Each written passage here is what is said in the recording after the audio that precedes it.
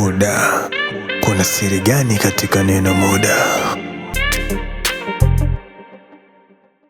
Natamani kujua kwa nini Waislamu wanavyosali wanatumia lugha ya Qur'an. Inamaanisha kwamba Mungu wenu asikii lugha nyingine tofauti na Qur'an? Na hiyo ni amri kutoka kwa Allah tabaraka wa taala pale aliposema ndani ya Qur'ani kwenye suratu Yusuf, inna anzalnahu Qur'anan arabiyan la'allakum taqilun. Ndio kitu ambacho mmetofautiana na Wakristo. Na akidi. Sasa wewe uambiwe wana huyu ambaye unamwona amezaliwa akakuwa yuko mtoto ananyonyeshwa, uambiwe wana huyu ndio Mungu. Tunakwambia hapana, kiroho sasa. Alikuja kimwili. Toka kununua kanisa nikaligeuza kwa msikiti. Tukatoa msalaba tukaweka pembeni, tukapandisha pale mwezi, inapigwa azana. Hivi tena hakuna kengele nalia mle. Mimi inshallah katika watu ambao watapanda na bendera ya la ilaha illa Allah katika Waislamu kutoka nchi za maziwa makuu, tutakuwa niko mbele inshallah. Wakristo haijaandikwa lakini wanaoaga mke mmoja tu. Ila Waislamu wanaruhusiwa zaidi ya wake wanne. Mwenyezi Mungu anatujua sisi zaidi. Alijua kama hakuna mwanaume anaridhika na mwanamke huyu. Mmoja. Kijana mdogo anaweza kumuoa mshangazi. Inaruhusiwa hiyo kweli? Inaruhusiwa. Kwa hiyo Uislamu ukiwa umekushabale na mwanamke mshangazi ndio umemtaka, ruhusa hiyo.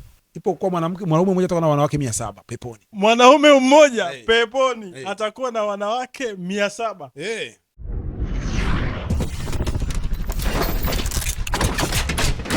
Muda. Kuna siri gani katika neno muda? Hello, mambo vipi? Naitwa K-Light Star, mwenye mapenzi ya kweli. Kipindi chetu kinaitwa Muda, na muda huu tumetembelewa na aliyekuwa kiongozi wa dini ya Kiislamu hapa Arizona. Kwa majina atajitambulisha sababu nimeshindwa hata kulitaja. Karibu sana uncle, karibu sana. Na mimi nasemaga kila siku nashukuru sana kwa sababu Marekani ukipata muda wa kwenda kufanya jambo la mtu mwingine ni jambo la baraka, sababu Marekani kupata muda ni kazi sana. Asante sana kwa kuniweka kwenye muda wako kwa leo. Wanao kuangalia sasa hivi watamani kujua mgeni wetu, jina lako unaitwa nani? Assalamu alaikum wa rahmatullahi wa barakatuh. Kwa ndugu Waislamu popote pale wanaponiona, na kwa wale ambao sio Waislamu niseme jambo. Kwa jina ninajulikana kwa jina la Alhaji Sheikh Moji Saidi Omari, mmoja miongoni mwa viongozi wa Waislamu kutoka nchi za maziwa makuu tunaopatikana mjini Phoenix, Arizona, au katika lugha ya Kiingereza The Great Lakes Muslim Community Arizona. Naam. Asante sana. Ni bahati kukutana na mmoja kati ya viongozi ambao wanahudumu katika swala la Mungu. Sasa mimi swali langu la kwanza ningetamani kujua, ili wewe Muislamu unatakiwa uweje? Naam. Nianze bismillahirrahmanirrahim. Nianze kwa jina la Allah tabaraka wa taala, mwingi wa rehma, mwenye kurehemu. Pia nianze kwa kumshukuru Allah tabaraka wa taala kwa kuwa sifa zote kamilifu ni zake Mwenyezi Mungu ambaye hakuzaa wala hakuzaliwa wala hafanani na chochote kile mbinguni au ardhini. Na pia niziombe rehma na amani zimwendee mtume wetu Muhammadin sallallahu alayhi wasallama, yeye na watu wa nyumbani kwake na wafasi zake, pia na Waislamu wote ambao wako tayari kufata mwenendo mzuri, mwenendo wa mtume Muhammadi mpaka hiyo siku ya kiyama. Ndio umeniuliza maana ya Uislamu. Ndio. Uislamu kwa lugha nyepesi, maana ningezungumza kwa lugha ndefu, lakini kwa lugha nyepesi ni kujisalimisha kwa Allah tabaraka wa taala, Mungu ambaye aliyetuumba, na kujitenga mbali na shirki. Ndio kwa lugha nyepesi, kumwamini au kujisalimisha kwa Mungu mmoja peke yake, na kujitenga na kumshirikisha Mwenyezi Mungu. Na kumshirikisha Mwenyezi Mungu kama vile mfano kusema Mungu ni utatu mtakatifu, au kwenda kuabudu masanamu, mizimu, hapana, kwa mambo yoyote. Kwa hiyo ni kujisalimisha, kujinyenyekea kwake Mwenyezi Mungu mmoja peke yake. yule ambaye alituumba kwa kutufinyanga kwa udongo. Huyo ndio maana ya Uislamu. Hapo nimesikia umesema ni kujisalimisha kwa Mungu ambaye hajazaa wala kuzaliwa wala afanane na kitu chochote, kuwa mnyenyekevu kwake. Ndio kitu ambacho mmetofautiana na Wakristo. Tumetofautiana kwenye baadhi ya mambo mengi tu sana, lakini hilo ni mojawapo miongoni mwa mambo ambayo tunatofautiana nayo, kwa sababu wapo miongoni mwa ndugu zetu ambao nikisema Wakristo nitakuwa ninakosea, kwa sababu wao wenyewe wako na mifarako tu mengi, yani wako na tofauti nyingi. Kuna wale wanajiita ni Wakristo, kuna wale wanajiita ni wa Catholic, kuna wale wanajiita ni wa Pentecost, kuna wale wanajiita ni wa Methodist, kuna wale wanajiita ni Kibangwist, wako wengi. Na wote nilikushazungumza na baadhi yao, kuna wale wanaamini Mungu ni mmoja pekee yake kama vile sisi tunavyoamini.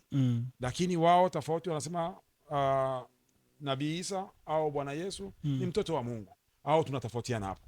Kuna wale ambao wanaamini huyo Nabii Isa ambaye ndio Bwana Yesu ndio Mungu mwenyewe. Sasa na hao pia sisi tunatofautiana nao. Na wako wale ambao wanaamini Nabii Isa ni mtume wa Mungu, lakini sasa hapo alikuwa Mungu.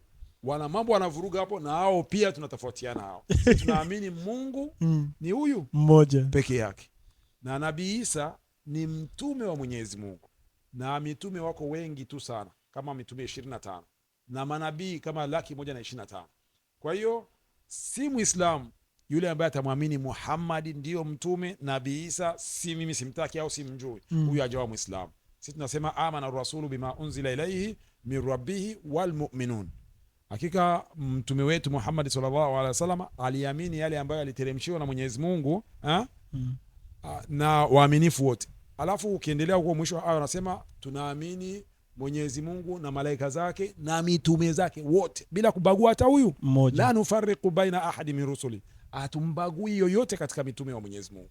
Kwa hiyo wewe ukiwa Muislamu ukasema wana mimi namkubali Muhammad na Nabii Isa, lakini Musa simkubali katika wanabii, wewe sio Muislamu. Umesikia utofauti huo? Ndio utofauti wa Uislamu na Ukristo.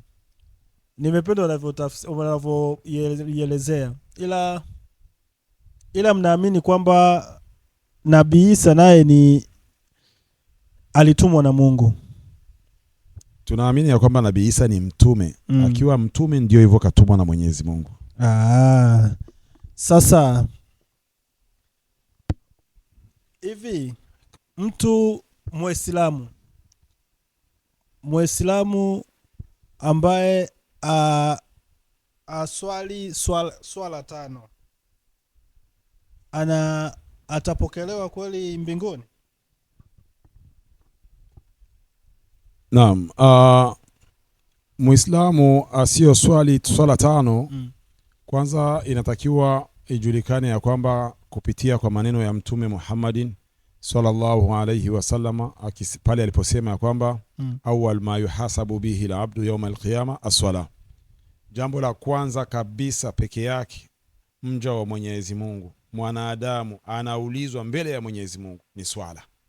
Swala yako ikikamilika, basi mambo mengine yako na kwani ni marahisi. Hata kama patakuwa pako mushkila mdogo mdogo, ikiwa kumshirikisha Mungu, basi pana deliberation mbele ya Mwenyezi Mungu, pana msamaha mbele ya Mwenyezi Mungu. Lakini ikiwa kwamba yule ambaye aliyekuumba akakuleta hapa duniani na lengo la kukuleta hapa duniani ni kufanya ibada, na ile ibada kwa kengeuka kwa kataa, ni vigumu kufika huko, ni vigumu. Na hii kabisa nitatoa mfano wa wito ule ambao wengi vijana tumetoka Afrika huko nyumbani tukaja hapa Marekani au nchi za Ulaya. Malengo kila mtu anayafahamu ya kwamba tumekuja hapa kwa ajili ya kuja ni kutafuta ndio. Lakini wako watu ambao wanaacha kutafuta ili tukalie huko kivulini, badala yake wanakwenda kwenye ulevi, wanakuwa wahuni, wanavuta unga, mpaka unakutana na mtu hana faida kwake mwenyewe, hana faida, wala wazazi ambao waliomleta hapa wanaona huyu kama vile hana faida, wala alipotoka hakumbuke hana faida ya mji ambao aliouacha. Kwa hiyo huyu ni sawa sawa na huyu tariku swala, yule ambaye mwenye kuacha swala, ambaye lengo likubwa, wa ma khalaqtul jinna wal insa illa liyabudun. Mwenyezi Mungu anasema ndani ya Qur'ani, sikuwaumba majini na watu isipokuwa wafanye ibada, waniabudu mimi Mola wao. Lakini tunamwacha yule ambaye alituumba, yule ambaye alituleta hapa, badala yake tunaenda kuabudu vingine, wengine mpaka wanawanyenyekea waganga wa kienyeji. Tunamwacha Mungu. Hili ni jambo likubwa sana, ni jambo la hatari sana. Naam. Hivi nimesikia umetaja majini na binadamu. Kwa Waislamu nishasikiaga sana hii majini wanasemaga majini ni viumbe ambavyo vimeumbwa na Mwenyezi Mungu. Hivi waganga wengi wanatumiaga sana wale ambao wanaitaga mababu, sijui mizuka wale, na majini ina utofauti? Ndio, pana tofauti ya majini na wale ambao tunasema ya kwamba sio mizuka, bali inakuwa wanasema viumbe wale wa asili. Ni imani ya baadhi ya watu wanaamini kama mtu akifa, ile mizimu yao ile bado inakuwa hai, inawa protect, maana yake inawalinda, inawakinga. Sisi katika Uislamu hayo mambo tunayapinga. Tunasema kwamba mwenye kumlinda binadamu ni nani? Ni Mwenyezi Mungu peke yake. Haya yengine haya ni ushirikina. Ushirikina ni kufanya ile kazi ya Mungu kama ana watu wengine wanamsaidia ile kazi. Wakati huyu hawa mababu, hii mizimu yenyewe kama ingekuwa na nguvu isingekubali babu kufa, lakini ilikwenda. Kwa hiyo Uislamu unapinga mambo kama haya. Mizimu inapinga, lakini majini ni viumbe kama vile sisi. Tofauti ya sisi na majini ni kwamba yao yanatuona na sisi hatuyaoni. Ndio tofauti. Na nishasikiaga kuna watu kabisa wanasema unaweza ukamuita jini akakusaidia fedha, unaweza ukamuita jini akakusaidia matatizo yako. Mfano sasa wewe umekutana na jini huyo hapo, unaweza ukakaa kweli, mimi kibinadamu kwa roho yangu nyepesi siwezi kama nyoka tu namkimbia, wewe unawezaje kuishi na jini? Ni kwamba kutokana na wataalamu, mimi mambo ya utaalamu wa majini sina nao zaidi, lakini kutokana na utaalamu na elimu ambazo tunasoma kwamba kuna watu hutumika na majini kupitia kwa viumbe kama binadamu. Jini linapanda kwenye kichwa cha mtu, mtu anazungumza nalo. Kama ni kuomba litoke kwa kumdhuru mtu, unaomba mtu toka kwenye kichwa cha huyu mtu kumdhuru kwa njia kama hiyo. Lakini jini kama jini kuja kwa asili, yani uhalisia wake, sijawahi kupata kusikia kwamba mtu binadamu alimuona jini hivi ndio alivyo. Isipokuwa jini hujigeuza wakati mwingine huja kama nyoka. Uwezo huyo Mwenyezi Mungu aliwajalia, aliwapa. Na ni viumbe kama sisi. Ni viumbe kama sisi. Na viko kati yao ni Waislamu na wengine wasiokuwa Waislamu. Kama vile sisi. Kuna neno ambalo linatumikaga sana ambalo la Waislamu kuambia Wakristo au mtu ambao sio wa dini yao, wanaitaga makafiri. Hili neno linakuwa linamaanisha nini? Sababu mimi nalisikiaga tu sijuage maana yake. Ni kweli. Ni kweli itakuwa mtu azungumze kwa sababu wengi miongoni mwa jamaa zangu, wengi miongoni mwa ndugu zetu, tuna ndugu ambao ni Waislamu katika familia zetu, na wako wale ambao sio Waislamu. Wako hao. Kwa sababu kuna wale ambao labda tuliwaoea hawakuwa Waislamu, wakageuza kuwa Waislamu, na wako ndugu zao ambao sio Waislamu, wao tunaishi nao majumbani kwetu wakati mwingine. Neno kafiri sio tusi. Wengi wamelichukulia kama ukiitwa kafiri maana yake umetukana. Na wengine baadhi ya Waislamu nikosoe ulitumia kama vile tusi. Lakini hili neno sio tusi. Ona ukafiri ataniambia kitu gani? Maana yake unamuonesha kama mtu huyu hafai kabisa, yani ni mtu yani wa kawaida. Kumwambia mtu kafiri kama vile anaonekana vile ni mtu mchafu. Sio. Kafiri lilichukuliwa hilo ni sawa sawa, walitoa kwenye neno lile la mkulima, anachukua mbegu karanga, maharagi ambayo yakula. Mtu anafukua kwenye udongo, analiweka kwenye ile mbegu kwenye udongo, alafu anafanyaje? Anafunika. Inaonekana ile? Haionekani. Maana yake kafiri kwa tafsiri yake ni yule mtu ambaye anaona haki lakini anaipuuza. au anaikataa. Kama vile vile huyu mtu alichukua mbegu, akaona hii ni mbegu, yani maharage ya kula, kaiweka ardhini afu akafunika. Itaonekana? Hapana. Haionekani. Sasa ni yule ambaye anaona haki ni hii. Lakini kwa mfano, nitoe mfano. Wewe mimi na wewe tu binadamu tunaeleweka hapa, tunaonana, tunajuana. Unajua ya kwamba bwana Nabii Isa alikuwa na mama. Alizaliwa. Na wewe unajua binadamu akizaa na nini? Binadamu. Kwa hiyo kizaliwa kinakuwa ni binadamu. Nyoka ikizaa inazaa ni nyoka. Na akili. Sasa wewe uambiwe bwana huyu ambaye unaona amezaliwa akakuwa yuko mtoto ananyonyeshwa, uambiwe bwana huyu ndio Mungu. Kwa sisi tunaona kama huyu ni kukengeuka, ni kupinga ukweli. Kwa sababu ukweli unaona kama huyu ni binadamu, alizaliwa binadamu. Mtu anakuambia hapana, kiroho sasa. Alikuja kimwili.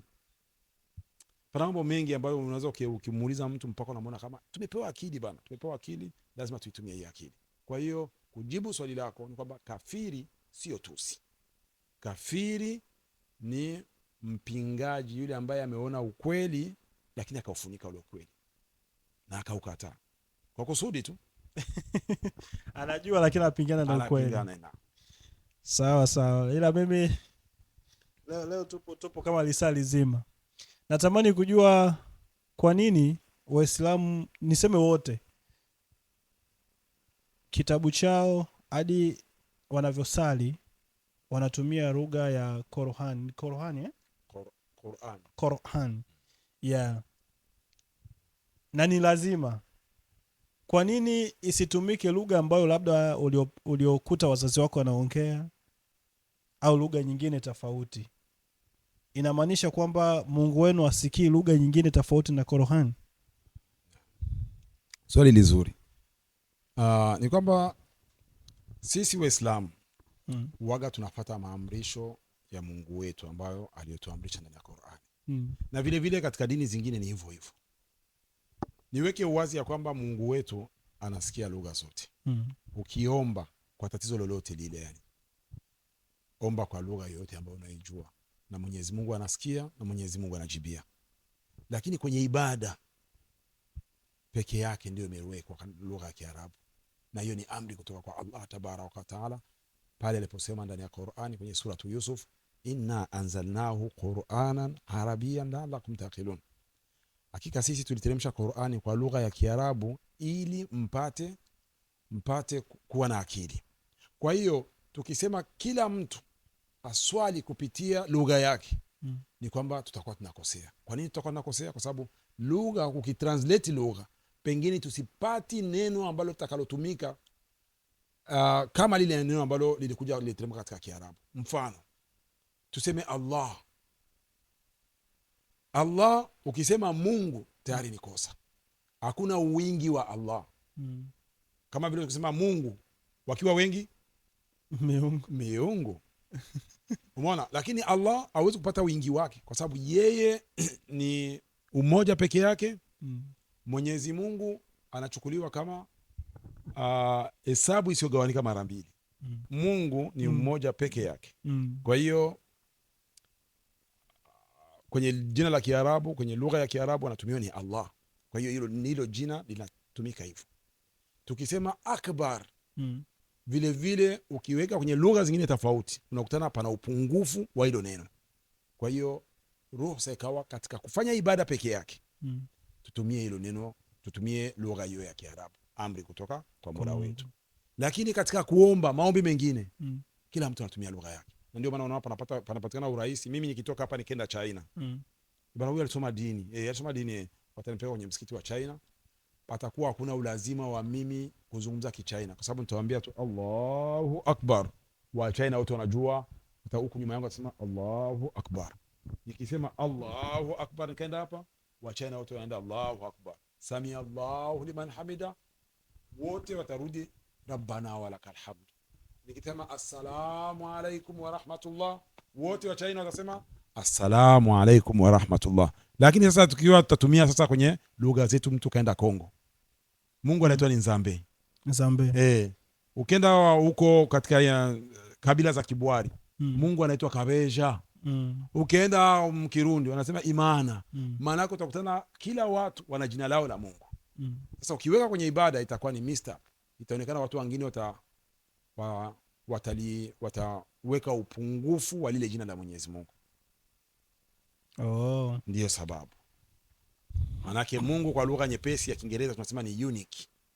Mwenyewe hawezi kubadilika, hawezi kuwa wawili, hawezi kuwa Mungu leo ni binadamu akageuka akawa Mungu akawa mtoto akawa Mungu kwetu hawezi kuwa hivyo. Mungu ni yule yule, haonekani, hana ndugu, halali, asinzii, haumwi, hali. Huyo ndio Mungu ambaye sisi tunaimwabudu. Kwa hiyo kumbe wanakosea hata wanapomuita Nabii Isa kumuita Yesu. Hayo ni majina tu. Jina anaweza kuwa Nabii Isa ni katika lugha ya Kiarabu. Yesu inakuwa ni lugha nyingine hiyo. Kama vile tunaweza kusema Musa ni Kiarabu. Lakini kwenye lugha ya Kiingereza tunasema ni Moses, yes. Lakini mkifaransa wanasema ni Moise. Hiyo ni tofauti tu ya lugha. Na ndio maana haya nikwambia katika Mwenyezi Mungu ana majina wanaligeuza hivyo Dieu, God, lakini ukiangalia panakuwa pako upungufu katika yale majina ya Mwenyezi Mungu, isipokuwa ukimuita kwa jina lake la Allah ndio linakuwa limekamilika, na aliwezi kuwa na wingi, aliwezi kuwa na upungufu wa aina yoyote. Safi sana. Hivi swala lazima ianze na inaitwaje, takbiratul ihram, sijui takbiratul ihram. Yeah, lazima swala ianze na hiyo. Lazima ianze na hiyo? Hapana. Swala inaanza na nia. Nia. Mtu akitaka kuswali namba moja kabisa lazima uweke nia. Kwa sababu katika Uislamu innamal a'malu binniyati. Kila kitu mtu ulipo kuanzia nia yake. Mfano, nataka leo nikasalie msikitini. Lakini mvua ikapiga, hapa niko nataka kutoka, mvua ikapiga kanizuia kupakua gesi ya kwenda msikitini. Katika Uislamu unaandikiwa kama huyu nikasalia nyumbani, unaandikiwa kama nilisalia msikitini. Kwa sababu gani? Nia yangu ilikuwa nafanyaje? Ya kwenda msikitini. Hii mvua aliyopigisha ni mimi, ni Mungu.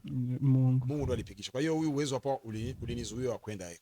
Kwa hiyo mtu ulipo kwa nia. Cha kwanza katika kusali inatakiwa ni nia. Hii takbiratul ihram ni takbira ndo ya mwanzo ya kuanza, kwa sababu katika takbira swala inakuwa na takbira nyingi. Lakini ile ya mwanzo kabisa ndo hiyo, baada ya nia.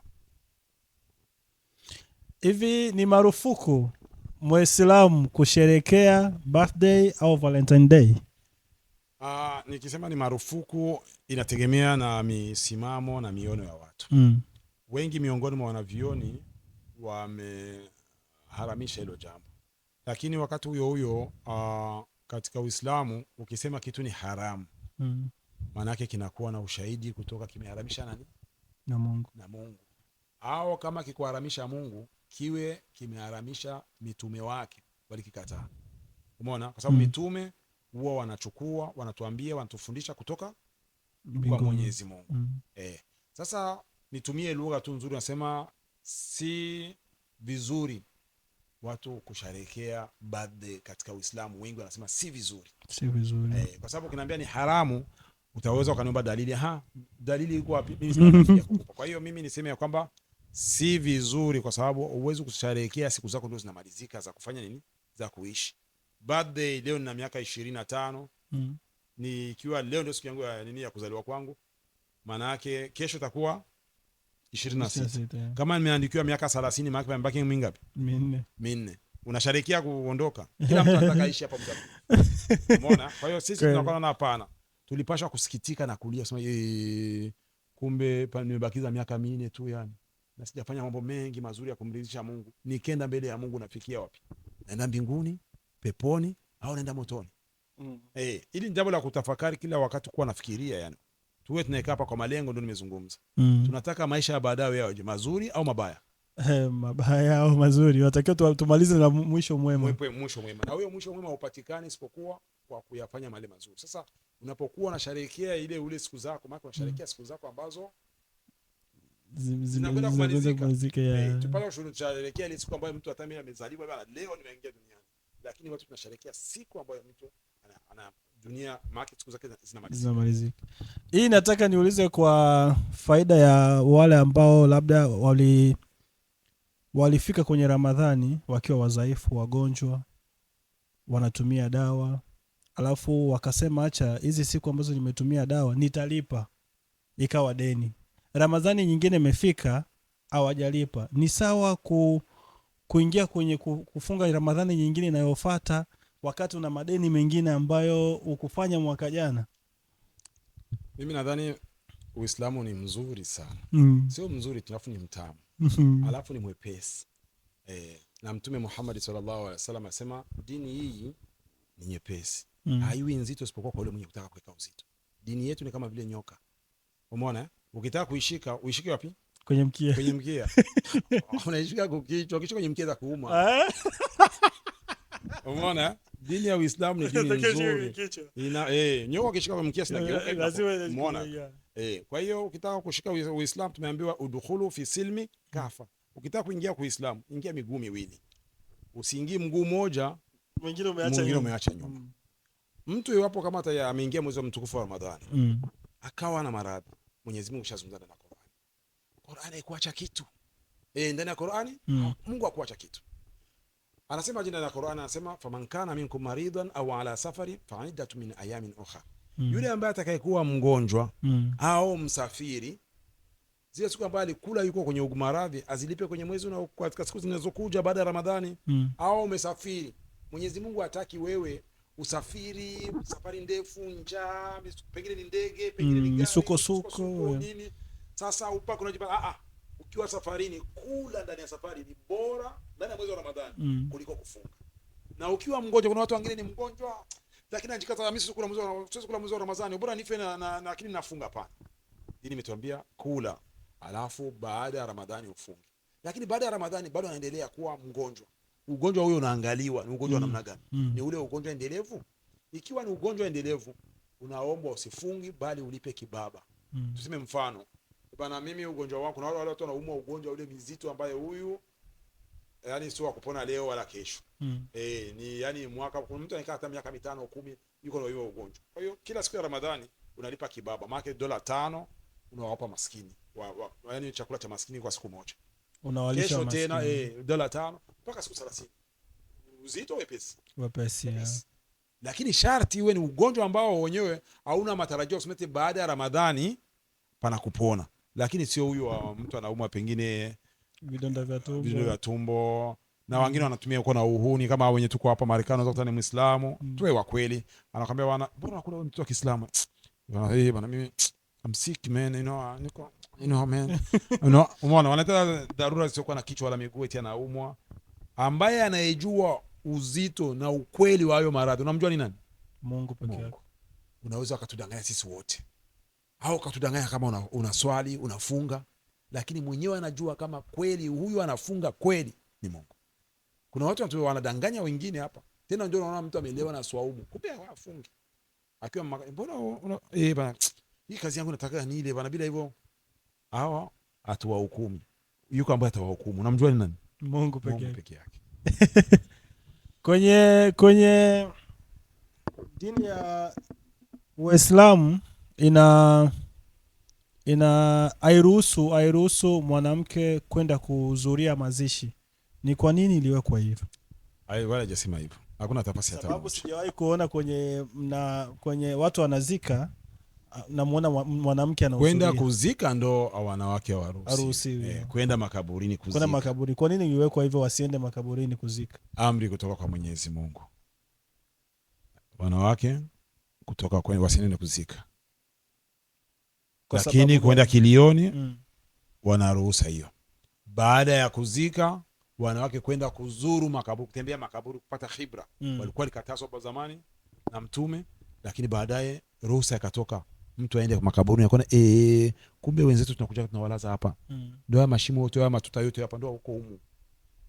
Kumbe wazee walizikwa hapa. Atoke kule na mazingatio, kumbe nikirudi kule nikajitengeneze niwe kijana mzuri, niwe binti mzuri, niwe nasikia ya wazazi, niwe nasikia ya mashehe, niishi na majirani vizuri, niishi na watu kwa tabia nzuri, niwe mpole, ni waheshimu watu, kwa sababu mwisho wangu utakuwa ni wapi?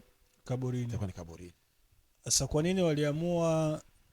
Sababu hata Mungu sana weka kwenye vitabu inaandikwa kwa nini aliweka hivyo, mtu akafiwa na mume wake asihudhurie kwenda kumzika. Sana kwa yuko naye nyumbani, amefiwa nyumbani sana, muona pale nyumbani anakoshwa na akitaka anaweza kumkosha mwenyewe, dini imeruhusu. Unamwona kweli amekufa na nimemkosha na nimemweka sanda tayari, nimempamba kila kitu tayari, jamani njoo nimchukue Sama ile mkastiri. Hiyo ni roho, hiyo ni amri ya Mwenyezi Mungu. Yako mambo ambayo Mwenyezi Mungu aliyakataza na akaweka sababu, na yako mambo ambayo yalikatazwa na hayakuweka na sababu, na yako mambo ambayo tunayajua ubaya wake, lakini yanatakiwa tuyafuatilie. Wanajua wale wenyewe kuingia kwenye vitabu ndani zaidi, sababu wakati wengine kama hapa unaniona mimi hapa nimesoma na muda mrefu, hata vitabu vingi sifungu. Ukisema bana nipe sababu alafu unipe na muda nikakutafutie, nitaweza kutafutia, nitaweza kupatia 1 2 3, lakini kwa ghafla hivi wakati mwingine mengi ninakuwa sikumbuki. Sasa imetokea Mkristo au jirani yako kafiwa, mwanamke kaenda kumsaidia au kuzika, sababu jirani yako ni Mkristo, kaenda kuzika au kahudhuria mazishi ya jirani yake na ni mwanamke wa Kiislamu, ni tatizo kuhudhuria na kuhudhuria kwenda kuzika? Mfano wewe una mke wako, jirani yako kafiwa, mke wako ula jirani yako ni Mkristo. Wakristo wanaruhusu wanawake kwenda kuzika. Mke wako naye kaenda kuzika. Mke wangu hawezi kwenda kuzika. Mke wangu hawezi kwenda kuzika kwa sababu anajua sheria ya dini yao inawakataza. Na hapa ndo tofauti ya kati ya sisi Waislamu na wasio kwa Waislamu. Kuna baadhi ya mambo ambayo tuko tofauti, sio kwa ubaya, lakini ndio sheria ya dini yetu. Mfano, siku ya Eid si huwa tunapata pongezi kutoka kwa ndugu zetu wasio kwa Waislamu. Niko na marafiki wengi wana ya Eid Mubarak. Na wengine wanaomba bwana nipe Eid Mubarak. Na wapa bila matatizo. Pakiwa hivyo na wewe kaimee wewe ndio kale. Lakini sisi katika Uislamu, mkiwa mko na Christmas, tunakatazwa sisi tusiwapongezeni, kwa sababu hiyo Christmas wenyewe kwanza yenyewe mwenye mko katika tofauti, kwanza maandiko mle hamna. Haijulikani alizaliwa kweli hiyo tarehe 25 mwezi wa 12, nikionyesheni maandiko hamna nayo. Mwenye mko, kuna wale wanakubali, kuna wale wanakataa. Kwa hiyo sisi kwa njia kama hiyo tumekataza kuwapongezeni. Lakini ukioa wewe ndugu yangu sio Muislamu, ukaoa, Uislamu umeniruhusu mimi nikupongeze. Hili jambo lina tatizo. Umeona jinsi mambo yako. Hili ni la kiibada na lile kwenu ni la kiibada, lakini ibada ni mbili. Na hili natupa kichwa tena kwamba bana kwani Mungu ndo alizaliwa? Manake hapa tena unakuwa umenitupa mimi niende kwenye shirki tena, wakati sisi Uislamu tumekatazwa shirki, kumshirikisha Mwenyezi Mungu na chochote kile yani. Safi sana. Sasa mimi acha niwaambie kiongozi aliyekuwa kiongozi wa Uislamu, ndio Uislamu umesema Waislamu. Kwa Waislamu ni Waislamu. Uislamu ni dini. Ni dini. Waislamu ni watu. Waislamu Arizona, Phoenix. Hivi ulihujumu kwa muda gani? Miaka 2 au miaka mingapi? Naam. Mimi niseme ya kwamba alhamdulillah ijulikane mimi nilikuja hapa Arizona, nadhani wengine naweza nikasema kama mlikuwa hamjazaliwa. Wengine walikuwa hawajazaliwa. Ulikuja muda gani? Nilikuja ilikuwa ni mwezi wa 8 tarehe 24 mwaka 1999. Marekani. Nilikuja Terminal 3 pale, ndege ilinileta ilikuwa inaitwa American Airline. Mpaka hivi hiyo ndege bado ingaliki. Kwa hiyo ni muda mrefu sana. Na baada ya huyo muda kuanzia mwaka 2000 tulianza kuandaa umoja wa Kiislamu hapa Arizona. Watu kama 3. Waislamu walikuwa ni wachache sana. Nilihudumu hivyo kama kiongozi wa kihitaji Waislamu wa Swahili. Viongozi wa Kiislamu wa Swahili. Maana yake ilikuwa ni mimi na ndugu yangu mmoja anaitwa Juma, ndio tulikuwa tunakwenda. Wawili tu. Baadaye siku baada ya siku wakaenda wanaongezeka wengine ndugu zetu. Pamoja na kuongezeka, sio kila mtu anapenda kutetea Uislamu, kusimamia Uislamu, kusomesha dini ya Kiislamu. Kama vile Wakristo, sio watu wote na wapasteri. Lakini sisi tulisoma kidogo, ile tulisoma tukaona ni muhimu yale ambayo tunajua tuwafundishe wengine, tuwaelimishe wengine. Kwa hiyo tukaenda tunawaelimisha wengine. Kwa hiyo niko kiongozi, lakini sikuwahi kuwa kiongozi wa jamii ya Waislamu, kwa sababu mimi uongozi nilikuwa sipendi uongozi kabisa. Alikuwa akija mtu namtanguliza mtu ana wewe utuongoze, lakini imamu kuwaswalisha watu na waswalisha watu, mahubiri, kuwatolea watu khutba, kilioni, harusini, fasi yote ambayo ninahitajika. Mpaka mimi nilikuwa naitishwa na wasio kwa Waislamu, wakifikia fasi bana, hapa ni wakati wa dua, tuombe Waislamu waombe dua kwanza, tunaomba dua, au tunahitaji mahubiri ya Kiislamu na wenyewe tu, mimi nilikuwa natoa. Kwa hiyo ni miaka miwili baada ya miaka mitatu tu ilipomalizika, mimi nilikuwa kiongozi wa jamii ya Waislamu kutoka nchi za maziwa makuu, ambaye katika muhula wangu ulidumu kwa muda wa miaka miwili peke yake, sababu hapa tuna ile kubadilishana madaraka kila baada ya miaka miwili unatoka. Ukitaka wakuongeze wanakuongeza ingine miaka miwili na kwa mine, ikifika mine unatoka urudi tena. Kwa hiyo nilihudumu kwa muda wa miaka miwili tu nikatoka. Kwenye uongozi wako mnakuaga mkichaguliwa, yani unahudumu hapa au umesema Marekani nzima mnakuwa mnawasiliana? Unaweza ukasafiri labda state nyingine kwenye hivyo, kama wanani wa Kristo wanavyoendaga wanatangaza injili kila sehemu? Naam, ni kwamba jina la umoja linaeleza kila kitu. Nasema the Great Lakes Muslim Community Arizona. Waislamu kutoka nchi za maziwa makuu. Tukisema nchi za maziwa makuu maana yake Burundi, Rwanda, Tanzania, Kongo, wale ambao tunachangia bahari yetu ile, tunaona ile laki. Kwa hiyo ndio nakuwa hiyo. Kwa hiyo wote wale wanakuambia hapa tuko nao hapa Arizona. Lakini wakati huyo pana ndugu zetu wengine wana ma-association yao ya Waislamu kama vile Houston, Texas. Pana baadhi nyingine makundi kama vile pana kundi linaitwa Kiswahili Halaka. Maana yake mahubiri ya Kiswahili, lakini mahubiri yenyewe ya nini? Ya lugha ya Kiislamu. Kwa hilo kundi likubwa na mimi ni muhimu. Na pana wengine makundi yetu yako tofauti na Waislamu wametapakaa katika state zote za Marekani. Kwa hiyo inafikia pakiwa pana kongamano kwenye Kiswahili Halaka na kiongozi wa Waislamu wa hapa kutoka nchi za maziwa makuu anapata huyo mwaliko na atakiwa afanyaje? Nende kule. Pakiwa pana harusi, mfano wakati mwingine tunapata mwaliko, tutamwarifu kwenye hii harusi kiongozi wa Waislamu anaenda New York. Nishaenda hapa New York mara nyingi tu sana, naarifiwa kama kiongozi. Nishaenda Atlanta, nishaenda Canada. Sio hapa tu, wakati mwingine nikifika mpaka Burundi kwenye jambo ambalo lilitokea juzi tu hapa la ndoa 100. Mimi ni mmoja miongoni mwa watu ambao niliopata mwaliko wa kwenda kufungisha kwenye hizo ndoa 100, na mavideo yako YouTube nipo. Kwa hiyo ile inakuwa ni tayari umeshajulikana, na Muislamu anakuwa sio mgeni nafasi yoyote. Muislamu popote pale atapoenda akikuta Muislamu maana yake pale kafika nyumbani na kafika kwa ndugu zake. Ndio uzuri wa Uislamu huyo. Ugumu gani? Sababu kila kiongozi ana changamoto zake. Changamoto gani ulikuwa unazipata kwenye kuongoza hawa watu? Sababu unaongoza watu akukosa changamoto. Changamoto ziko nyingi sana. Na niseme kabla ya yote kabla ya changamoto zote panahitajika kitu kinaitwa subira, uvumilivu, na haisitoshi busara ni ya muhimu sana. Na hekima. Ni muhimu sana. Miongoni mwa changamoto nilipata, moja wa kwanza ni katika kipindi nilipotaka kununua kanisa. Kuligeuza kuwa msikiti. Hilo siwezi kuliacha. Hilo siwezi. Hilo tu lenyewe kwanza. Mpaka leo kuna baadhi ya Wakristo wasiokuwa Waislamu ambao hawapo hapa Arizona. Hawajaamini hilo jambo kama ni kweli. Wengi wanasemaga ni haya tunahitaji unajua aya hizi video tu za kuunga AI. Kwa hiyo wengi hawajaamini kama ni ukweli, lakini natakiwa niwatangazie hii habari hizi zilitokea hapa Arizona. Nilipata changamoto kubwa sana, kwanza kwa Waislamu wenyewe na kwa wale wasio kwa Waislamu. Moja,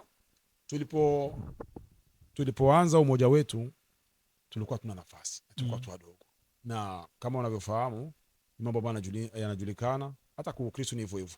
Na wale mapasteri wanaanza kanisa yao kwenye manyumba yao, ndio, au manyumba ya watu. Na sisi tulikuwa tunaanza hivyo, vikao tunafanyia kule kwangu, wakati mwingine tunafanyia kwa mtu mwingine hivyo. Tulianza bilifanywa kwangu kwa muda mrefu, nyumba ikaharibika yote. Watu wakasikia imani, wasema bwana, acha tuwe tunahamisha vikao leo. Kwa hii wiki ni kwangu, kwa sababu tunafanya kwa mwezi mara ngapi? Mara 2.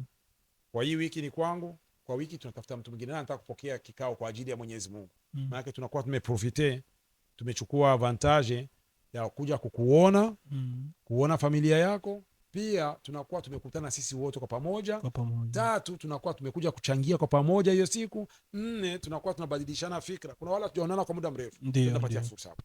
Kwa hiyo tukawa tunaenda. Kuna wale ambao wana nyumba ndogo, kuna wale wenyewe unavyojua, kuna watu ambao wanajipenda, watakaye kwenda kwa wenzao na wataki watembelewe. Kwa hiyo hao walikuwa wanayapinga katu wataki. Mambo gani haya? Mambo gani? Hapa ni Amerika hapa. Hayo mambo ya Afrika msialeti na huko. Lakini hayo tulilazimisha kwa maneno mazuri matamu mpaka yakazoeleka. Tulipofikia wakati wa kanisa, kuchanga pesa zinahitajika 300,000. Ili mnunue kanisa. Ili tununue kanisa. Tulichanga kwa miaka 2. Mwezi mmoja tulichangaga 11,000 kama na 100 ngapi kwa mwezi mmoja. Baada ya hapo tukaendelea, mwezi wa pili tukazifikisha kama 23,000 karibu 25,000. Tukaenda tunasuasua mpaka miezi 6 mpaka mwaka mzima tuko na 40,000. Mwaka wa pili wa 3 hatujazidisha 50,000. Sasa na jamii ndo wakimbizi wanakuja siku baada ya siku, jamii tumekusha kuwa wengi. Tuko na zaidi ya familia 118 hapa za Kiislamu. Hapana watu 118. Familia 118. Nikisema familia maana kwangu unaweza kutana pana watu 20. Kwako pana watu kama 12. Kwa mwingine pana watu 5. Kuna mtu yuko yeye mwenyewe peke yake. Kuna mwingine yuko na yeye na mke. Mwingine mke na mtoto. Mwingine mke na mtoto na shemeji yake. Mambo kama haya. Sasa tukiguza hawa wote ni zaidi ya watu 2,000. Hii hali itaendelea, wakija kwenye nyumba ya mtu, wengine ndani, wengine uani. Kwa hiyo tukaona ubora tupambane, tununue kanisa. Na fursa hiyo ilipatikana katika muhula wangu mimi, wakati ndo niko kiongozi. Nikasema hapa nitasimama na Mwenyezi Mungu. Ilikuwa ni kwa wakati mzuri, kama vile Mwenyezi Mungu alitaka kunipa hii zawadi niipate mimi, kwa sababu viongozi wengine walijitahidi, walipambana kabisa, walijitahidi kiasi waweza. Lakini walikuwa tu wanaleta mwanga, lakini walikuwa hawajafika kwenye malengo. Ikaangukia katika mwezi wa Ramadhani. Pia katika wakati wa tax return. Kwa hiyo mwezi wa Ramadhani ni wakati ambapo Waislamu wote imani ya kwa Mola wao iko juu zaidi. Na wakati huyo tax return watu wote wanakuwa wako kiuwezo, wamejaa. Umeona huko yani. Na Mungu akasaidia kwa hiyo wakati IRS ile wakawapa pesa nyingi sana. Hakuna mtu ilikwama. Kwa hiyo hapo ilikuwa kiasi ya kuwasomea aya za Mwenyezi Mungu, kuwaonesha kwamba leo tuko na kesho tutakuwa hatuko. Kuonesha kwamba ukitoa kitu kimpa Mungu, hicho upotezi. Malipo yake ni makubwa. Watu walitoa uwezo kuamini, kwa mwezi mmoja tulikamilisha 300,000. Tulipokuwa tunatafuta manyumba ya kawaida, tunatafuta hii nyumba, pesa tujaeneza, inakutana imeshanunuliwa. Tukipata nyingine umeshanunuliwa. Lakini tulipoona sasa kanisa, ndio pale mimi mwenyewe nilienda kaeka mbele ya kaya msalaba pale, kama jamani, hii ni kanisa na kuombeni kwa ajili ya Mwenyezi Mungu, inauzikana hii. Maana Waislamu wewe angalia pasi duniani, tembea utapata semana ya jamani, msikiti huyu unauzikana, utawahi kupata au utawahi kupata. Lakini kanisa huko nyingi tu sana. Ya kwanza ilituponyoka, ya pili bwana, hii inatufaa kiasi ya uwezo wetu. Nikajoka pale mbele, jamani, tununue kwa ajili ya Mwenyezi Mungu. Hauwezi kaamini ya kwamba kuna watu wako wanatoka Ulaya, Belgique, wanatumia pesa hapa. Kuna watu, mtu kwa Afrika kwenye matatizo, bana shehe, na mimi nitatuma dola 20 hapo, na mimi nitatuma dola 3 hapo, uniwekee tu hiyo, na mimi niwe katika kundi ya watu ambao walinunua kanisa ikageuka kuwa msikiti. Lakini watu wa hapa Arizona wengine wanapinga hiyo, ndio tamwenda wazima bana, tutaweza kuchanga kama tuliweza kuchanga 50,000 kwa karibu miaka 3, 300,000 tutazichanga kwa mwezi mmoja. Si uende wazimu huyo. Acheni hao wanataka kutulia pesa zetu tu. Kuna wale ambao, kwa sababu katika dini zote na katika binadamu wote kuna watu wazuri na kuna watu wabaya. Kuna wale ambao kidogo wanampenda Mungu na kuna wale ambao shetani amewatawala. Kwa hiyo hao wakaona wafikiza roho za wengine, msichangizo, wanataka tufanye mambo zao tu, au tunaona tu wanaenda watuambia pesa zipotea au watapigana, watafanya vitu gani, umeona. Lakini sisi hatukujali yale ambayo waliosema, tulipambana, pesa zikapatikana, kanisa ikanunuliwa, tukatoa msalaba tukaweka pembeni, tukapandisha pale mwezi, inapigwa azana hivi tena, hakuna kengele nalia mle. Takbir, takbir, sema basi Allahu Akbar. Kanisa mkaibadilisha ikawa msikiti. Alhamdulillah. Na kanisa yenyewe inapatikana, yule ambaye ana wasiwasi, ana shaka, adresi ya kanisa ni 24 ya msikiti ambao ilikuwa kanisa 2437 West Yuma Street, Phoenix, Arizona 85009. Nimependa sana hiyo. Hivi changamoto gani nyingine ambayo uliipata tofauti na hiyo? Zipo nyingi sana. Nikizungumza changamoto ziko nyingi sana. Kuna wale ambao ni Waislamu lakini wakati ya huyo ndugu zao sio Waislamu. Iliwahi kutokea hapa, mtu amekaa si Muislamu, siku moja nikaja nikaitwa, bane unaitwa. Nikaenda fasi, nikakutana binti mmoja, naambia bana, mimi yuko mgonjwa sana. Mama na wapasteri wamemzunguka pale, alikuwa amemtuma mume wake na baba yake mzazi alikuwa hapa. Nikauliza nini, ndio aliambia mnitafutie shehe Muislamu. Alikuwa ananijua jina, wakatafuta namba yangu, nilikuwa nimeenda Texas. Baadaye niliporudi wakanipigia simu, na dada nakutafuta sana, lakini sio Muislamu. Lakini anatafuta sasa, tunapigia simu, bwana anaumwa sana, nataka nimsomee na yeye sio Muislamu.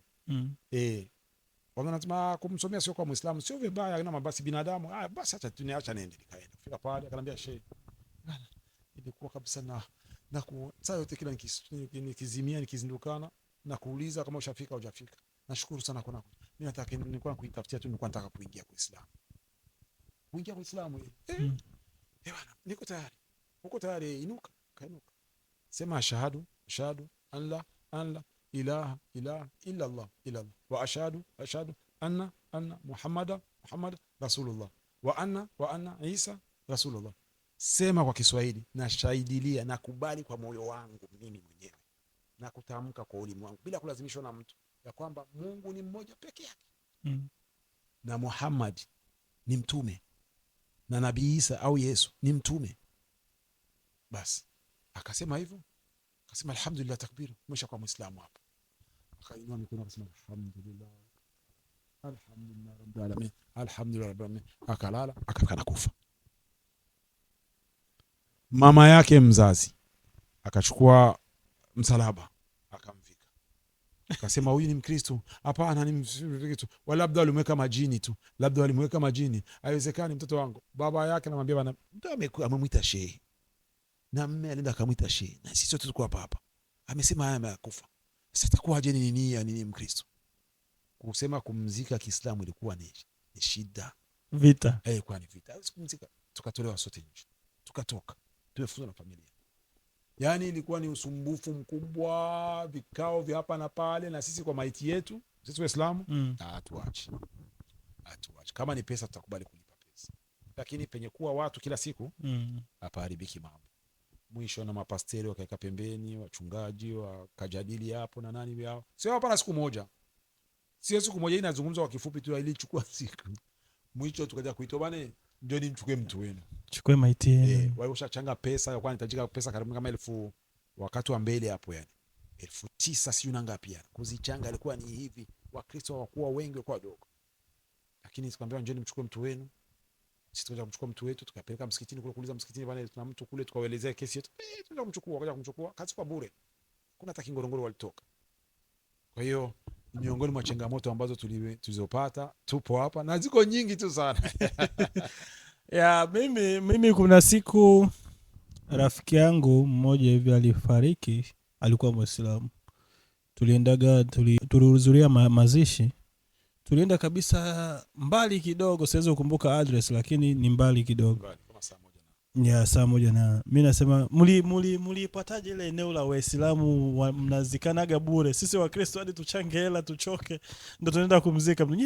Hiyo wazo kwanza la kununua eneo lenu afu mkalipata ilikuwaje? Wallahi niseme, nimekuambia toka mapema kama Uislamu ni dini nzuri, ni tamu Uislamu.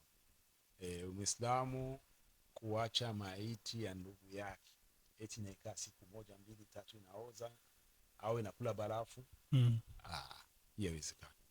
Kuna watu matajiri wenye uwezo ambao wanajitengenezea akhira yao, siku yao ya mwisho. Sema bani, tafuteni tu nafasi kubwa, naambie mimi ndo sadaka yangu nataka niwaachie, ambao nikifa mtakoma nikumbukie. Wakaenda kuonyesha ndo hapa, piga hesabu fasi kubwa sana, akatoa tu mihela, mtakoma mnazika hapa. Na sio tu huyu mji, fasi nyingi tu sana. Sasa wale wanasimamia, zamani ilikuwa kabisa hata kingorongoro ulipi. Siku hizi wanakuwa natoa, wanasema pana baadhi ya services zinafanyika za kwenda kutoa maiti, sijui hospitali, pana ile gari, pana nini. Kwa hiyo kuna bufi budogo mtu wao wanalipa, lakini kwenye kuzika bure. Na afi Muislamu leo hana ndugu, hatutomchangia pesa. Tutaitia tu msikitini pale, pana mtu alikufa pana ndugu. Haya, msikiti unakuja kuchukua maiti, unapeka kule, unakosha, services zote na ule ufi wote, hakuna wenye atalipa, unaenda msikiti. Kuna ule Muislamu sasa, kuna ule Muislamu ambaye hahudhurii msikitini wala wapi, amekuja kufariki, mmekuja kuambiwa eti ile maiti yenu ile mnamfanyaje? Akitaka aje kusali, akitaka asije kusali, akijulikana kama ni Muislamu tu, akifa anaenda kuzikwa bure hapa Marekani, nafasi hoteli. Akiwa ni Muislamu awe tu ni Muislamu.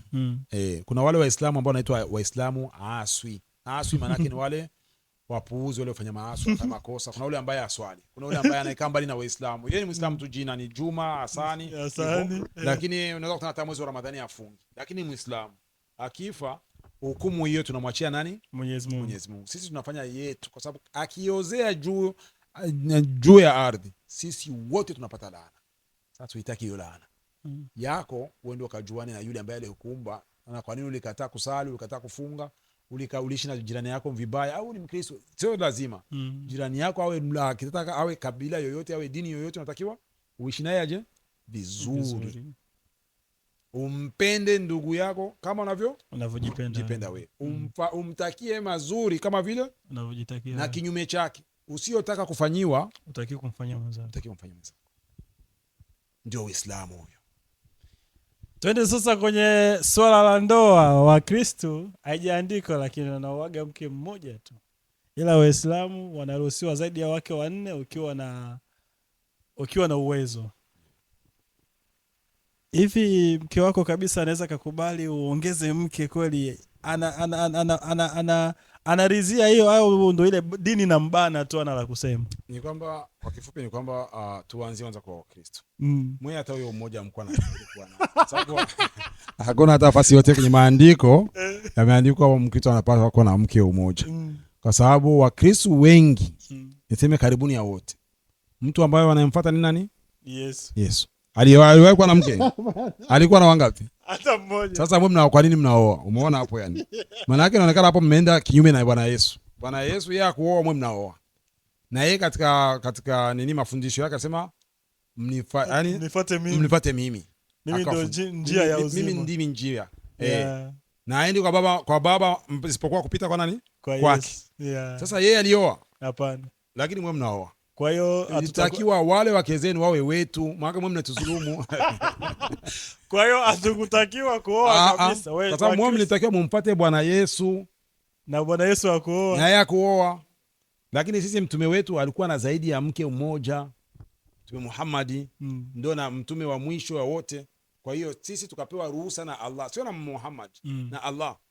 Oweni fankihu ma taba lakum minan nisa, oweni wanawake ambao muwapendao. Mathna, tena Mungu alianzia 2, wa thulatha na 3, wa rubaa na 4. Lakini ikiwa kama mtashindwa kuwafanyia uadilifu, fawahida, baki na mmoja. Ikiwa unaona bana mimi bana nikienda kwa huyu nitabana huku, huyu nitamwacha nimempuuza, Mungu anakuambia usifanye. Kama unaona uwezi, yani ukasimama katikati. Sio kuwapenda wote sawa. Ili lieleweke vizuri, kuwafanyia uadilifu, baki na mmoja. Uadilifu hapo nakusudia unawapangia masiku. Siku 3 niko kwa huyu, siku 3 niko kwa huyu. Siku moja niko kwa huyu, Usifanye huyu ndio napenda sana, huyu ndio mzuri sana siku 3, ukija kwa huyu ni siku moja. Tena hiyo siku moja unarudi huko. Imefikia siku ya Eid, ibana wewe baze. Huyu mpe gauni, pesa ya gauni. Au wote baze unapa baze afu baadaye siri unachukua zingine unampa usiseme, wewe nakupendaga wewe sana. Huko pilau, huko wali maharage. Pana mambo kama ukiona uwezi hivyo kuwa katikati. Basi unatakiwa umoja. Ila hapo sasa mke wako unaenda kumwambia natakiwa niongeze mke mwingine. Sio lazima umwambie.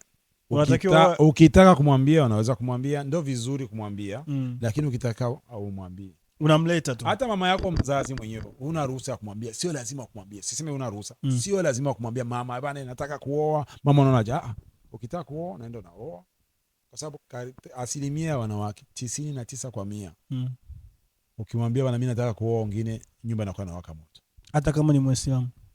Na sheria iko na wanaiona na wanaijua. Lakini ni mwanamke, ni mtu ambaye aliumbwa na wivu. Anataka awe yeye mwenyewe. Hata kama atakuwa mgonjwa na mambo ni magumu, yeye ni yani ni mauti kwenye kitanda. Ukimsema nina bana umeshakaa muda mrefu kitanda, mimi kwa nani Lakini hivi amuoni kama mnawanyima haki yao wanawake, sababu unamuoa yule ambao umempenda, afu tena unaenda kumuoea mke mwingine. Ina maana kwamba ule umpendi tena, sababu unapochukua mtu mpya ule una tena shida naye. Sasa kwa nini uchukue mwingine kama tu unampenda ule wa kwanza? Haijawa na maana hiyo. Mimi niko na gari 4 5. Maana yake kununua kwanza nilikuwa naipenda ile gari. Ndio. Kununua ya pili ile sipendi tena. Hapana, maana hata huko nimeona hapo kuna gari kama ni 2 kama ni 3. Ina maana zile zingine uzipendi. Kuna moja nilinunua kwa shida zangu ili ipate ride. Kuna nyingine sana uipenda. Ndio hivyo. Kwa watoto vile vile. Unaweza kuwa na mtoto mmoja au unampenda. Ukizaa wa pili unamwacha huyu unapenda tu huyu. Hivi tofauti na wanawake. Tofauti na wanawake. Sasa kwa yule mwanamke, Mwenyezi Mungu anatujua sisi zaidi. Alijua kama hakuna mwanaume anaridhika na mwanamke huyu. Hata mwe mnasema sisi wa Kristo, sisi wana ni mwanamke ni mmoja huyo yani wakufa na kuzika. Mnaenda kama mnasema wana kanisani. Lakini tuambizane ukweli. Yaani wanaambia Wakristo wana michepuko hapa yani. Hamna sio wote. Sio wote, sisemi kama ni wote. Lakini hamna wenyewe wako na michepuko. Hamna. Kwanza mlikuta kwanza wanawake, amkuwa na haki ya kuwa na wanawake. Alafu sasa wala amkupacha kuwa na wanawake. Sasa tena mnachukua tena michepuko. Kwa hiyo sasa ni ule mwanamke. Kwa yule mwanamke sasa, kwa yule mwanamke ambaye apendi, ni Muislamu lakini apendi wala afurahiwe na mwanaume wake kuongeza mke wa pili, ingawa dini na ruhusu. Wewe una kipi cha kumwambia? Mimi namwambia tu ya kwamba wa atiu Allah wa atiu Rasul. Umtii Mwenyezi Mungu na umtii mtume. Nikisema kumtii Mwenyezi Mungu maana yake ni kufuata sheria za Mwenyezi Mungu na sheria za mtume wetu Muhammad sallallahu alaihi wasallam au za mitume ambao waliopewa na Mwenyezi Mungu. Ukisimama kwenye sheria utakuwa vizuri. Nitakupa mfano. Hapa tuko Marekani. Pana sheria na vile unajua. Freeway, highway. Hapa speed limit ni ngapi? Kuna 45, kuna 65, pana 75. Kuna 75. Lakini una wakati ya nafasi ya 65 ndio umekwisha chelewa. Unatembea hizo 65. Unaondoka. Na unajua hapa sheria ipo. Wakikupa tiketi unafurahi, unakasirika. Utakasirika. Na hata ukipata ajali sema sikuwa na haraka, sema ndio hivyo. Ndio hivyo. Kwa hiyo na wao niwaambie tu wavumilie katika maisha Mwenyezi Mungu alivyotuumba sisi binadamu. Hakuna mwanaume anaridhika na mwanamke huyu mmoja. Na Waislamu hata akiongeza 1. Kuna mtu yuko na wanawake 1. Kasha inaweza. Lakini bado yuko na michepuko nje. Unajua hivyo? Alafu jambo lingine ambalo la maana sana. Katika hii dunia wanawake ndio wengi. Unajua hivyo? Wanawake ndio wengi. Wanawake ndio wanaishi umri mrefu kushinda wanaume. Mwanamke wanaume wengi wanaishi mpaka kama vile 65, 70. Wanawake wengi wanaishi 95 mpaka kwenye 100 bado wako. Kwa hiyo hawa waume zao wakifa hawa wanakuwa wako masingo. Waende wapi? Wanawake ndio wengi peponi. Wengi. Ipo kwa mwanaume mmoja atakuwa na wanawake 700 peponi. Wanawake ndio watakuwa wengi motoni. Unanisikia? Cheki jana ukweli. Umesikia? Nao ni wadogo. Mwanaume mmoja peponi atakuwa na wanawake 700. kwenye Bible hujasoma fasi nani Suleiman alikuwa na wanawake 700. Ndio. Duniani. Sasa peponi inakuwa ni aje? Kama alikuwa na 700 duniani, peponi atakuwa na wangapi? Kwa hiyo wanawake ndio wengi duniani. Wanawake ndio wanaishi umri mrefu hapa duniani. Wanawake ndio wengi peponi. Wanawake ndio wengi motoni. Kwa hiyo sasa anko, twende sasa hapo. Wewe duniani una wanawake 5. Mbinguni huko, mbinguni huko ni mfano. Una wanawake 4 sasa hivi. Mfano, mfano. Wanawake 5 duniani. Mbinguni umeandaliwa 700. So umeenda umeshachoka huko. Unafika huko umechoka kabisa. Hapana, kule peponi kwanza kupata kwa mzee. Sote tutakuwa vijana. Umri wanasema 18 mpaka 25. Peponi patakuwa hakuna kuumwa. Eti huyu ana armatisme, ana sijui ana kifua kikuu, patakuwa kuna. Peponi patakuwa hakuna kwenda chooni. Eti nenda chooni, nenda choo kubwa au choo ndogo, hapana. Peponi tutakuwa tunakula lakini vitu vinaondoka automatically. Unataka kitu ambacho mti utakula embe. Mtume aliuliza sasa Mwenyezi Mungu, embe itakuwa ni aje? Mfano nataka kuchukua embe. Napata jua mti ambaye Mungu anamwambia hapana. Afala yanzuruna ila al-ibili kaifa khuliqat, au uone jinsi ngamia aliumbwa. Ukitaka kupanda ngamia inafanyaje? Unapanda juu. Au pandi, yao ndio inashuka chini, unashuka chini, yao inakaa afu unaipanda farasi. Ngamia inaikaga chini. Alafu ndio inakuinua peponi. Kuna watu ambao utaenda peponi, ule ambaye aliishi na mke wake vizuri. Kuna watu ambao wanasema mimi nataka mke mmoja. Kwa hiyo ukiishi na mke wako vizuri kwa mapenzi mazuri mpaka mkazikana, huyo ndio atakuwa mke wako tena peponi. Anakusubiri kule. Utaenda peponi wakati unakufa, siku kufufuliwa, unaambiwa njia hiyo ya kwenda peponi.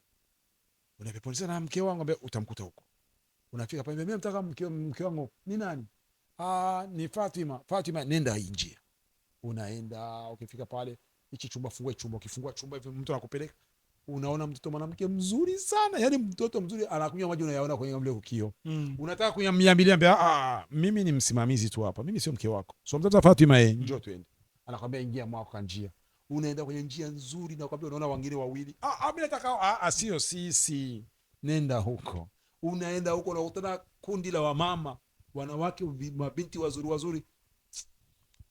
Sasa mimi nachagua kwa bado sisi sio wa kwako, sisi sio halali yako, sisi ni watu wa kukupokea tu kukaribisha. Mpaka unaenda mpaka unakufungulia mpaka kwako. Unamsahau yule.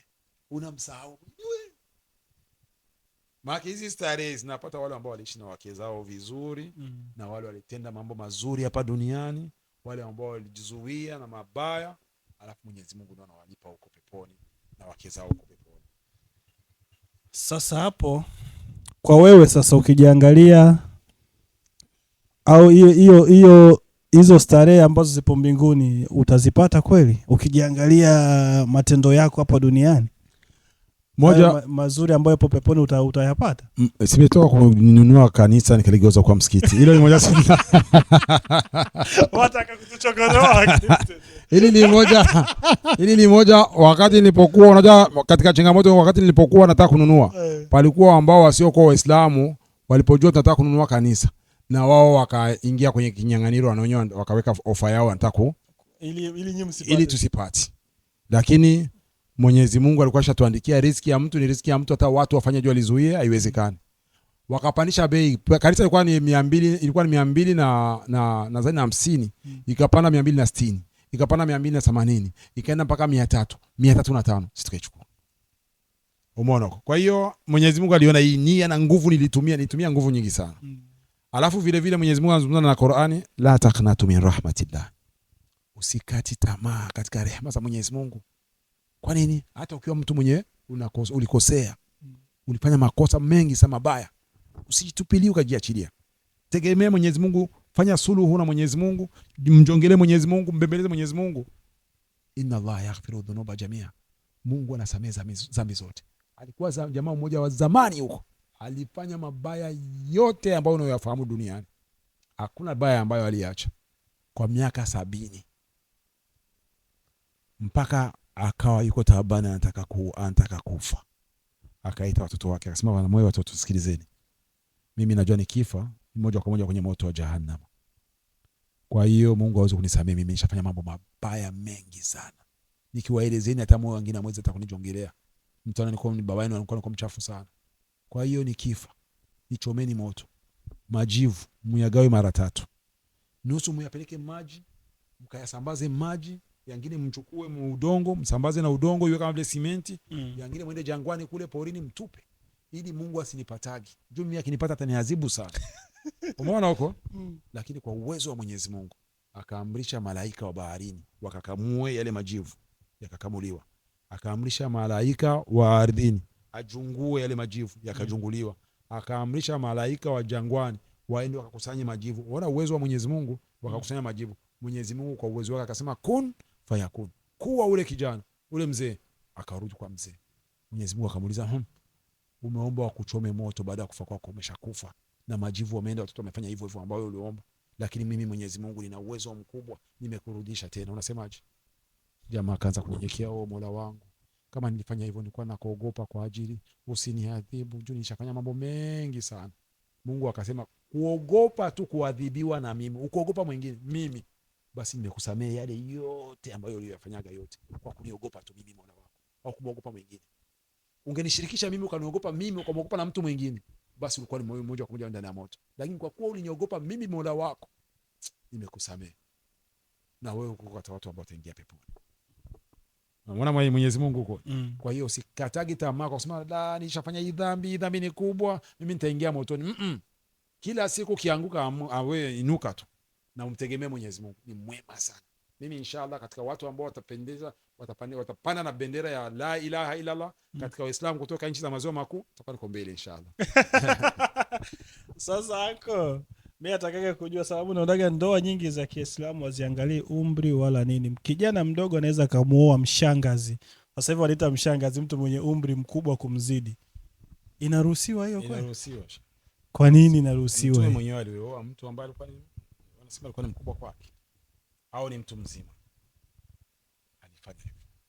Kwa hiyo Uislamu ukiwa umekushabale na mwanamke mshangazi ndio umemtaka, ruhusa ipo. Unachukua mshangazi. Ruhusa ipo kabisa. Na vile vile mtu mzima baba ana haki ya kuchukua mtoto mdogo, mtoto dogo ikiwa amekwisha vunja ungo miaka 18. Anachukua. Ruhusa iko katika Uislamu. Sharti ni hiyo tu.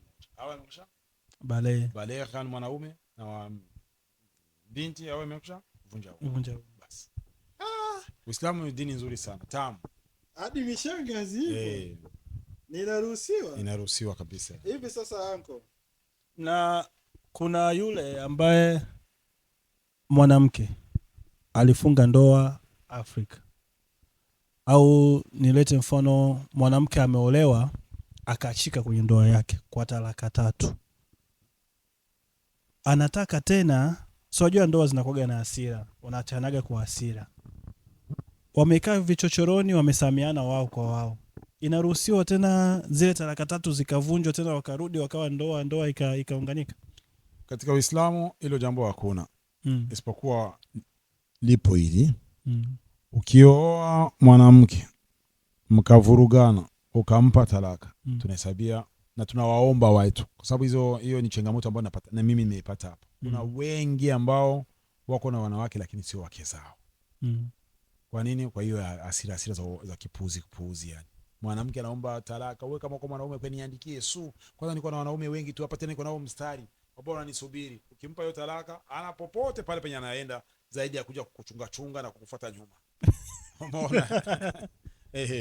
Na wewe mwenyewe wakati mwingine anatokea kwa wanaume, bwana unataka mcheza mimi yani. Anampa talaka. Labda kuna mwanamke mwingine ushapigia macho bana, nikimwacha huyu nitamfuata huyu. Unaenda kumfuata yule, unakimbizana na yule mwanamke yuko anakimbizana naye, na yeye kuna mtu mwenyewe ndio anamkimbiza huyu. Anakimbiza yeye nyuma. Mwisho unaona wewe umeshindwa, baadaye unakuja huyu alikuwa ni mke wako, unakuwa mnakosa mnaibana sasa siri. Unakuwa mkiona watu mnafichama. Wakati alipaswa kuwa ni mke wako. Watu watumie busara na kidogo watulie. Wasichukui maamuzi ya haraka. Kwa hiyo Uislamu ukimpa mke wako talaka inahesabiwa ni moja. Ukimpa unahesabiwa ni moja, na lakini pala sheria unatakiwa ule mwanamke ikae pale kwako miezi hiyo 3. Unamhudumia kama mke wako. Hivi kuoa kwa Waislamu ndoa hawaombagi hela nyingi, au mwanamke ndo anajipangia bei. Mfano sasa kwako Arizona hapa, wengi tunajua bei, watu wanaoa 20,000, 25, 30. Mtoto wako sasa wa kike kaja kwako, baba, mimi nimepata mwanaume amenichumbia na anataka anioe, analeta tu msaafu, wewe unakubali? Na wakati unaona kabisa bei ambayo ipo sasa hivi watu wanaoa hapa Marekani 25, 20, wewe kama baba sasa unamjibuje mtoto wako? Naam, bismillah walhamdulillah, salatu wassalamu ala rasulillah wa baad. Ni kwamba kwanza nieleweke kwamba mimi ni mwanadini. Mimi nimezaliwa kwenye Uislamu, nimekulia kwenye Uislamu, na inshallah natarajia nimwombe Mwenyezi Mungu anifishe niko Muislamu. Kama ni kushika pesa, mimi ni kushika pesa. Hapana hela, hapana tofauti ya hela na pesa. Hela ni hizi ndogo ndogo, pesa nishashika. Na dini ninaifahamu. Kwa sababu mahari katika Uislamu ni ya mwanamke, sio ya wazazi. Achukui mzazi, anachukua mwanamke.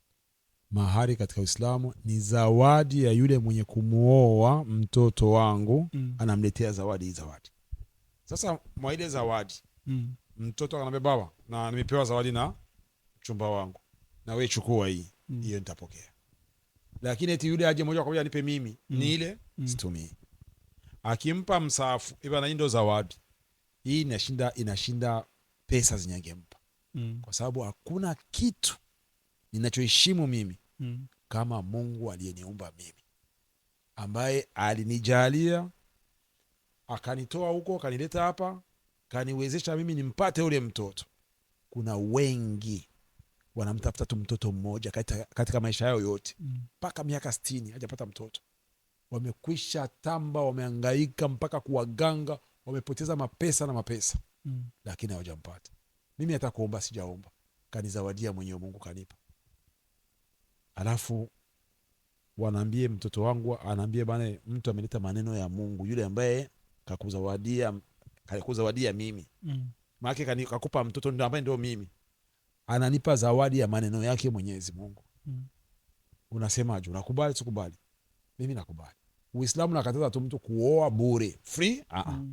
Lakini kitu chochote kile, iwe pete, iwe chene, Uislamu nakubali. Qur'ani hakuna kitu. Wala hicho ndio sasa hata kubisha sasa kubisha wala yani mtu akitaka kuniweza na kunifurahisha, akileta tu kwa nimaliza mimi mwenyewe.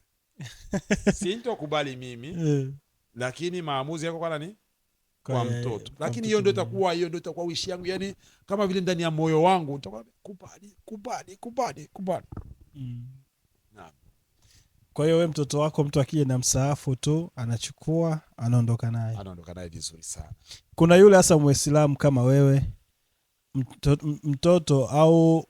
mtoto anataka kuolewa, mume wake au mchumba wake ameleta msaafu, yeye ameng'ang'ania tu, mimi nataka hela, hivyo vya dini kwanza viwekwe pembeni, watu wanaoana hivi, mimi nataka hela kiasi hichi. Una kipi cha kumshauri? Shauri ni kwamba mahari katika Uislamu ni khiari ya yule mwenye kuolewa. Kile ambacho atachotaka yeye, atachoomba yeye, ndio apewe.